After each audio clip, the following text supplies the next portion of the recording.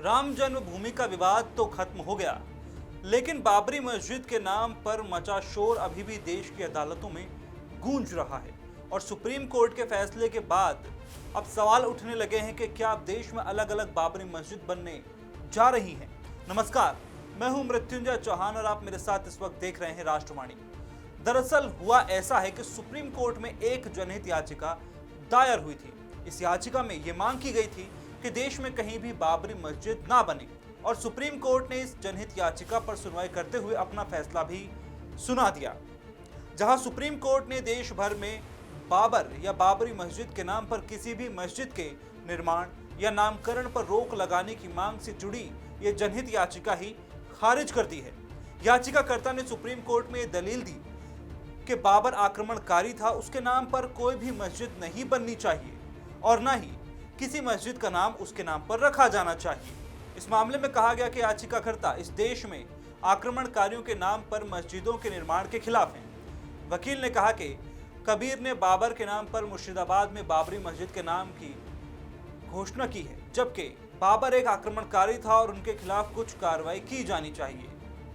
उन्होंने तर्क दिया कि केंद्र और राज्य सरकार प्राधिकरणों को बाबर के नाम पर किसी भी स्मारक या मस्जिद के निर्माण पर रोक लगाने के निर्देश दिए जाने चाहिए।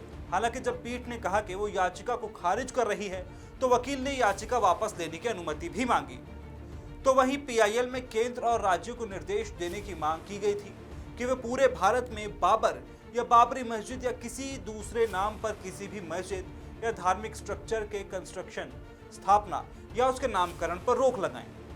अब गौरतलब है कि हाल ही में टीएमसी से निलंबित किए गए विधायक हुमायूं कबीर ने बाबरी मस्जिद की नींव तो बंगाल में रख दी है। पश्चिम बंगाल के मुर्शिदाबाद में कबीर ने कहा था कि वो यहाँ बाबरी मस्जिद ही बनाएंगे।